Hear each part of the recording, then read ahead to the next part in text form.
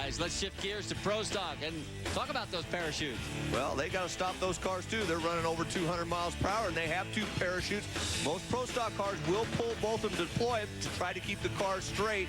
They found it's a little bit better than just pulling one. For brakes, they got front and rear carbon fiber. It's foot activated, unlike the fuel cars where they usually have a hand brake. And let's show you what happened in Pro Stock. It's been basically a two-man show. Take a look at Greg Anderson in the left lane.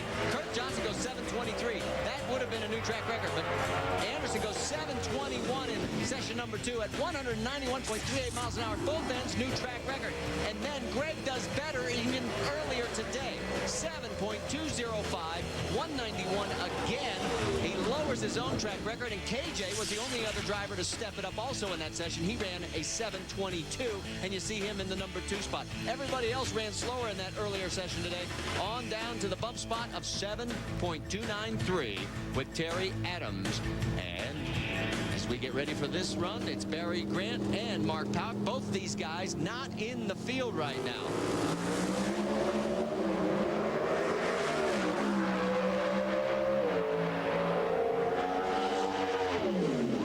7:38, not going to be enough for Barry Grant. And you see Mark Powick, and I believe that is Mark's 3rd straight race that he has failed to qualify for, and a tough break for the Summit Racing Grand Am. And Marty, one of the unique features of Vandermeer Speedway is that the staging lanes are on an upslope, so that you've got a great view of the track so the racers can watch the other competitors prior to their run. With Jake Coughlin, last year's Pro Stock champion. Jackie, what can you learn watching these other Pro Stock cars going down the track from this vantage point? Well, in this particular case, you know, we don't run at this elevation but once a year, and everything's completely different. So from this vantage point, it's perfect because, you know, I can hear the cars extremely well, and it kind of helps me get in a good rhythm. We'll be talking to Jake a little later on as he makes his run. Let's go to Dave Reeve. And before we talk about eliminations, which are tomorrow, Greg Anderson, let's talk about qualifications. I guess if you can slur it like I did. But you guys normally get 4 passes. You've been low ET for 2 rounds. You're #1 qualifier. You're not using this 4th and final qualifying session as such, are you? No, honestly, we're not. It's we're fortunately in a great position. We're solidly qualified. Don't think we're going to get bumped out, that's for sure. So we're going to, make some experimentation here, trying to get ready for tomorrow. You're going to have a lot different conditions tomorrow than we qualified this morning and last night when we made our great runs. You're not going to be able to run that fast right now. It's hotter. It's slipperier. The track is real loose right now. We've made a lot of changes to try and compensate for what we think the track is going to do, which is what we think it's going to do tomorrow. So basically, it's a practice, a tune-up for tomorrow. And remember one other thing, Marty. These guys don't run their first round of eliminations till 12:30. So being the big dog on the porch might be beneficial for Greg Anderson right now. Absolutely, Dave. As you can see, Taylor Laster and Terry Adams not able to improve on their earlier times. And the field is now set. So everybody that is in the 16 positions duking it out for where they will start tomorrow's final eliminations. Next up will be Darrell Alderman. Of course, it's his sponsor's race, so it's good that the Mopar Stratus has made it to the field. He'll be in the right lane. Greg Stanfield in one of the Dodge Neons will be over in the left lane. I'll tell you, the conditions, it's interesting what Greg Anderson was saying, because, I mean, these are conditions that you would probably see tomorrow in the final round. But the track is very slippery. We've seen them, even though there's cloud cover coming right now, a lot of the cars have been getting loose going down track. So obviously it's an opportunity that he sees that he can make some changes to see how that will react, to give him an idea if the track is very slippery during tomorrow's eliminations, which there's a good chance that it will be. Stanfield went to the semis here 1 year ago. Of course, Darrell Alderman won here back in '94, so he likes the mountain. Don't worry about the red light. Means absolutely nothing in qualifying. 7:33 and a 7:34, so no help. Sort of keep an eye on how far apart they are from their quickest time to this time to give an idea where they stack up in the session. Stay with us.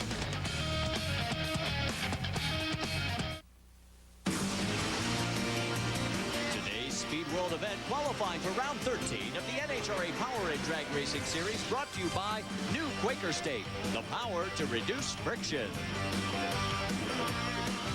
Back live at Vandermeer Speedway. So far, the threatening clouds are just that, just threatening. But there is a disgruntled Warren Johnson. He has had tremendous success here at Denver. He's been to 8 finals, and but this time he didn't even make it down the track. What happened, Parker? We're about to find out. Warren Johnson, very unhappy. Warren, what happened?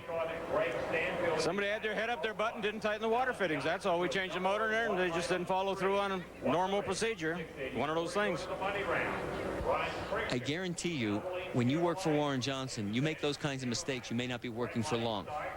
Yeah, I mean, he doesn't tolerate that. And it doesn't happen very often in a Warren Johnson prepared car, so it's very unusual to see that happen. But obviously, he's very disappointed. All this happened during the commercial break. We can tell you Alan Johnson was over in the other lane and ran low for the session at 7.31 seconds. It did not improve him.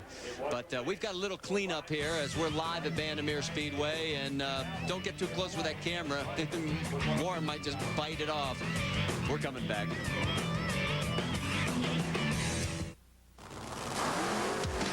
It's round 13. That's right, second half of the NHRA POWERade Drag Racing Series, and we're at the Mopar Mile-High Nationals final round of qualifying, and it has been very interesting so far, racing at the altitude.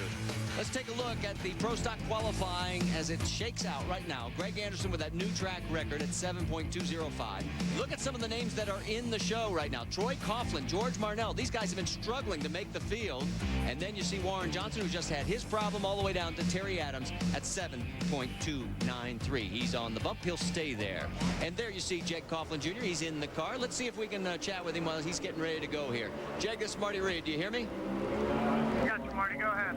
Okay, things have changed. It's gotten a little cool. What's the plan here? Are you going to experiment with some things, try something different, or are you trying to go out and knock down the world? Hey, you know, we made some pretty drastic changes this morning in the engine department, and you know, things came to life for us. We were second in speed, which was optimistic for us, and you know, this run we just worked on the transmission and the driveline a little bit to try and get a hold of this mile-high condition. So, you know, we're coming out here aggressive to get ready for tomorrow's race. All right, we'll let you get to it, and we'll watch the run. That's great. Thank you. Back out on the starting line, that's Chief Starter Rick Stewart as engines have come to life between George Marnell and V. Gaines. What a great story for Marnell. This will be his best qualifying spot of 2003. Remember last year when we went to Las Vegas, he was leading the points. And boy, this year has just been a nightmare just making the field. He's brought Mike Elliott on board, and it seems to really be turning that team around. V. Gaines over in the right-hand lane.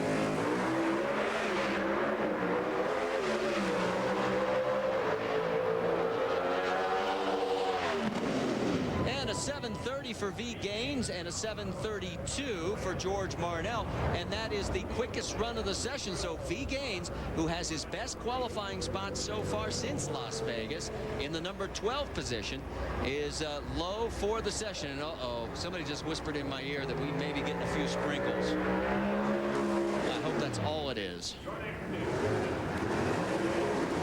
And you can see one drop on the lens of our camera. Boy, last night we were almost completed the complete second session of Funny Car when it just erupted with high winds. I mean, it was blowing everything in sight.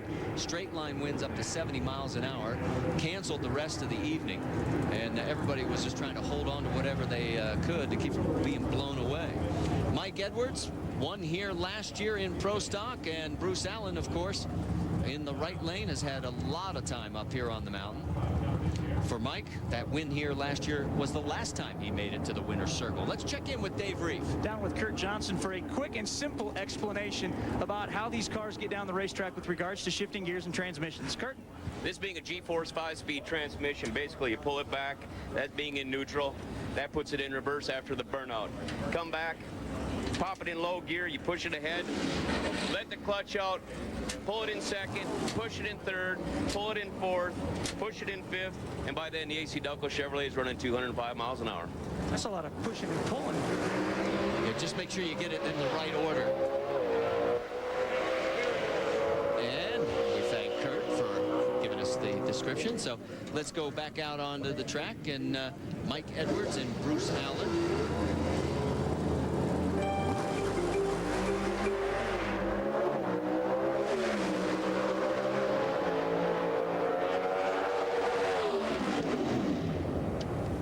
As they cross the line, you see Mike goes 7:28, Bruce Allen a 7:31. So Mike now low for the session, and we've got rain at the far end. I've learned those hand signals well enough. That's part of the NHRA information dragway that we don't want to see. Well, you know, Marty, I've been coming up here for a number of years, and we always used to figure that between 4 and 6 o'clock you were going to get a rain shower come across from over the mountains and then run for about 10 or 15 minutes, and then usually it dries out very quickly. So hopefully this is just passing through. Well, you know, Kurt Johnson was explaining nicely for us how the shifting of the car works, but there's also one other part, which is the shift light. And it's an indicator right in front of their eyes. Yeah, and it is a light that, when illuminated, signals the competitor to shift up to the next highest gear. It's used in Pro Stock and Pro Stock Bike. You can see the shift light right up there. And that is set at a predetermined RPM, depending on when they want the driver to shift, usually about 9,500 RPM. So a lot of drivers, they'll lead that to where that light will come on, say, at 9,300 RPM. By the time they see the light react to it, the engine will be at 95. And they will vary that during the course of the run. They may not shift exactly at the same time because, like, that first gear to second gear is very, very critical, and it comes up very quick. So they may stagger that even a little bit more. So maybe set it at 9,200 to come on to hit it at 95, depending on how quickly that driver reacts to that light. Well, let's go ahead and take a look at a run and watch the shift pattern and see if we can see the light. It's easy at nighttime.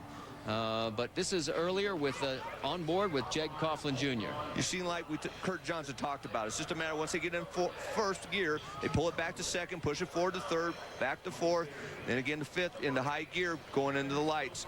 It's a pretty simple procedure to do it, but it's very, very tricky to be able to hit that just right. And if you miss it, you know, the driver that, you don't know it from looking on the outside. They got to go look back at the computer, and it's a matter of missing by just a couple hundred RPM. It's 2 or 3 hundredths of a second. And in Pro Stock language, I mean, that's forever. Did you see, that was slow-mo, and did you see even the pull on when the parachutes, you could tell when they came out because Jeg sort of comes forward in the seat. So gives you an idea just at 200 miles an hour what it's like. Now, the shower that we're experiencing is very light. In fact, they're not even thinking about drying equipment right now, but let's check in with Parker Johnstone. Well, with Marty, I'm with Warren Johnson's better half, Arlene, an integral part of this crew, because when you are the winningest driver in Pro Stock history, it takes a lot of help in the shop and at home. After Warren pulled out of line, he looked very unhappy, which any racer would be. What happens tonight now, and how does that affect the overall attitude of the crew going into tomorrow's rounds of elimination? Well, they really needed that run. Our car hasn't been running as good as it should have this weekend, being we tested here 2 weeks ago, and that run was a crucial run to know where we'd be at tomorrow for first round. And we are in the bottom half of the field, and it would have given us an opportunity to probably move up. Though the conditions weren't that good, there's still that possibility. What about Warren's attitude? A lot more difficult to live with over the next 12 hours? No, he won't be happy when he gets back, but they're just going to have to get back to the drawing board and find out where we'll be for first round tomorrow. Marty? Well, if you read between the lines, the sentence goes something like this: someone's butt is in the sling. Stay with us. We're coming back live to Bandamere Speedway, because we've got a very light shower here at the Mopar Mile-High Nationals. If you're just tuning in, I'm Marty Reed, along with Mike Dunn, Bill Stevens, Dave Reef, Parker Johnstone, and our entire ESPN crew. And we're here with our NHRA Information Dragway. And one of the things that we put together 3 weeks ago in St. Louis was giving Ron Capps a camcorder for him to document his weekend at the race. The result, well, oh, get ready. Take a look. Next week's show.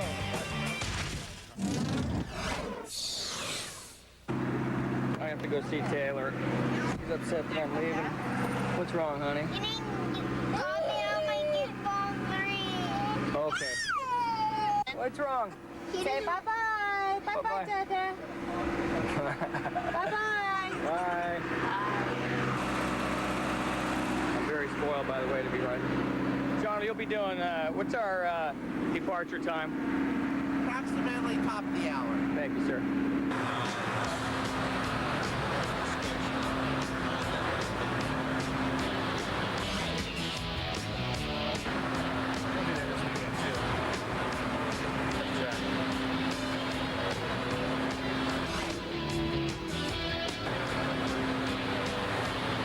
Talking business. That's a bad idea.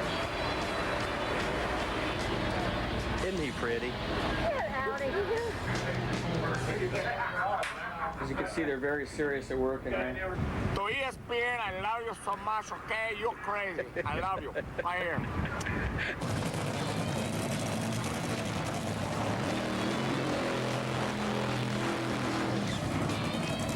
Ron Capps is taking video. You can see the camera right over here of us taking video of him. Now, what's this all about? Well, I can't say because it's ESPN. So here's our little museum. There's Snake. And there's me. See, they had me taller than Snake when they first put this in, which we all know isn't right if you met me. TJ's up there like he should be. Buggy is always coming by. Caps, get up there, you're late. Whatever, Buggy. Look at me with Bob Fry in the background. There you go. Cool. This is one of the events that we try to turn the corner because, as you know, if you've been paying attention, we're live TV, isn't it? See, we're all online as the qualifying, and it starts at 16. At first, I'm 13. I'm gonna be right here. Scotty Can. Good luck to you. Go ahead and carry red. All the guys, all the fast guys, stay back here. So you're awful quiet today. What's going on? I got scolded by saying the wrong thing. Do you see the antenna coming out of his head? Well, I haven't seen a bunny at the racetrack. This antenna right there? If you ever see a bunny, no problem. In chips, that's the See, he just keeps talking and talking. I guarantee you the antenna is getting some weird radio waves from outer space because Parker is not normal. Not normal.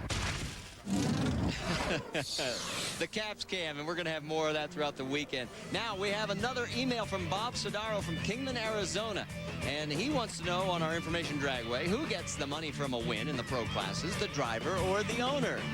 Well, the winner's check always goes to the owner of the team, and that could be sometimes the driver. And I'll tell you what, the drivers and the crews usually get a percentage of those winnings to be negotiated at the beginning of the year.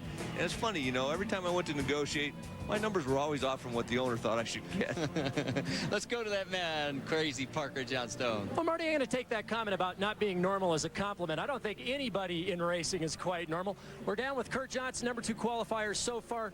Kurt, for the new fans at home, first-time watchers, a lot of them might be under the impression that drag racing, especially, well, Bandamere or anywhere, you just roll the cars out and it's the fastest whichever cars goes down the track. But there's a tremendous amount of preparation when you're over a mile high with these pro stock cars. Kind of walk us through the changes that you have to make from engine, chassis, and transmission, rear gear, and aerodynamics. There's a lot. Yeah, we're getting ready to run here, but basically we start at the front and work our way back. You're limited on horsepower here. You're running on the same tires and concrete that you normally run on. You got a lot of traction. You got no horsepower. You got to put a little bit of timing in these things, take a little bit of fuel out, and really get after the gear ratio. So gearbox ratios are different. Final drive ratios are different as well? Oh, everything's a little bit different. We change everything but the paint on this AC Douglas Chevrolet. So there's a lot more than meets the eye when you pull up to the start line. Oh, definitely. You got to get every bit out of it, and the drivers have to have a real good feel for the race car out here to get every bit of ET out of it. And tell the folks at home, how far off a shift do you have to be to make all the difference in a run? How many RPM do you have to miss that shift to screw up the run? You got to be within about 50 RPM on these things. 50 RPM at over 8,000. You bet. Good luck, Kurt. Thanks. And you could hear the engines firing, which means Jim Yates and Jake Coughlin, the track is dried. And we talk about our onboard camera shots. One of the things we should talk about is the roll cage. Well, the roll cage is a tubular steel framework that surrounds and protects the driver's compartment in the event of an accident. And you can see the helmet going on for the defending POWERade Pro Stock champion, Jake Coughlin. 4th place in the points right now and has a ton of ground to make up. In fact, really, it's a two-man race between Kurt Johnson, the man you just heard from, and Greg Anderson, as it's up to those two guys to start stumbling and falling. But as you can see right now in qualifying, they have not, at least not here at Denver. Now for they're moving Jake Coughlin and Jim Yates back. They're going to give them a little bit of time. So that means we're going to move ahead to Troy Coughlin, Jake's brother, and Ron Krischer, the winner last time out in Pro Stock, picked up his first win of the year. And there is brother Troy making his first field in quite a few. And he gets ready to do the burnout. I've got a question for you. The viewers at home, you were talking about the staging procedure and the shifting. One thing they may not know is how they use the clutch in these cars and how that compares to the fuel classes, and also the fact that these are push rod, big cubic inch V8s. How many RPMs are these guys actually turning, and what are they doing with the clutch during the run? Well, normally during the run, once they release the clutch pedal, I mean, they're full throttle. They have a line lock, a rev limiter that'll usually control the RPM, and they can reset that between 5,000 and 6,500 RPM. The higher the RPM on the leave, the harder the car will launch. They do that based on track conditions. Once they let the pedal out, launch the car, then it goes up. They normally shift right around 9,500. It'll pull the engine down to normally about 7,800, 8,000 RPM, goes back up, shift light comes back on, and they keep trying to hit it at 9,500. And like you heard Kurt Johnson say, try to get it within 50 RPM as that thing's accelerating down the track. Trust me, that is not an easy thing to do, but the guys that do it well really do it, can do it all the time and do a good job. But they're not using the clutch then on those shifts from second to third to fourth to fifth. No, that's right. Once the clutch comes out, it stays out, and you just start pulling the gears.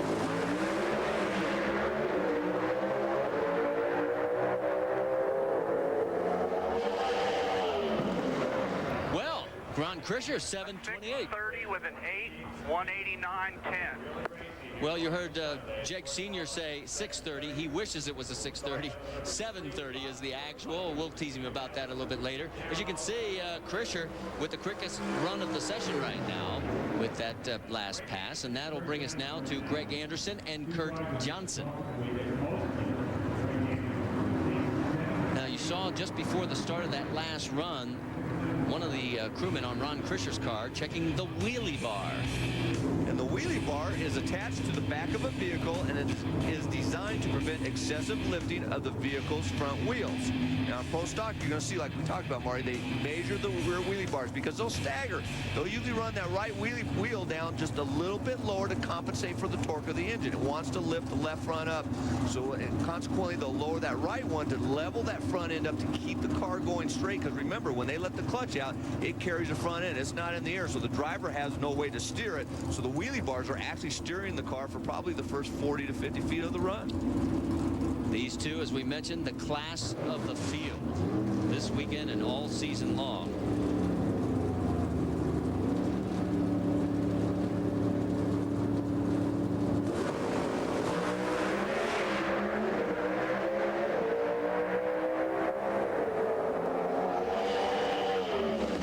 Boy, and they do it again. Greg Anderson goes 7:24 and a 7:25 for Kurt Johnson. Greg's 10th pole of his career, 7th here in 2003 in 13 races. So these two guys laying down the gauntlet. It's up to everybody else to play catch up. Now another email from Jim Askins from Finleyville, Pennsylvania. He wants to know, after a Pro Stock car leaves the starting line, crew member runs over to look at where the car launched from. What's the purpose of this? What are they looking for, Mike? Well, normally what the crew member will look at, you'll see on the wheelie bars, they'll actually put chalk around it, and then they'll see where the chalk lines are here. The other thing is, you might be talking about the NHRA crew members. They put down a powdered rosin there because when the car launches, it actually peels that rubber up and puts bald spots. So they'll put that rosin on, which is kind of like what the baseball pitchers use to help get the traction for the Pro Stock so they don't get too much tire spin. There you see the measurement of the wheelie bars. And you're on board with Jake Coughlin. He'll be in the right lane. Jim Yates, boy, this could be a turnout. He said last year was where his downfall began here at Denver. He's going to turn it around, and so far he looks pretty good. He's in the number 4 spot.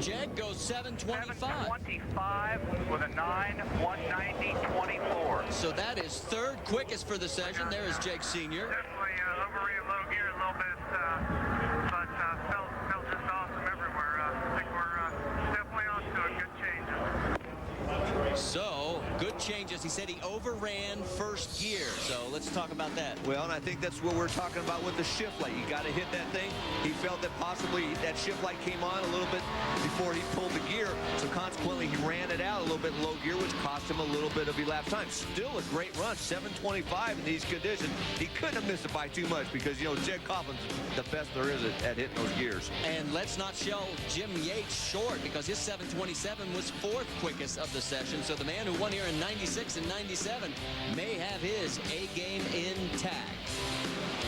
Let's go to Bill. Down here with the #1 qualifier, Greg Anderson, who once again during qualifying for 6 out of the last 7 races, it's so sick I don't even want to talk about it.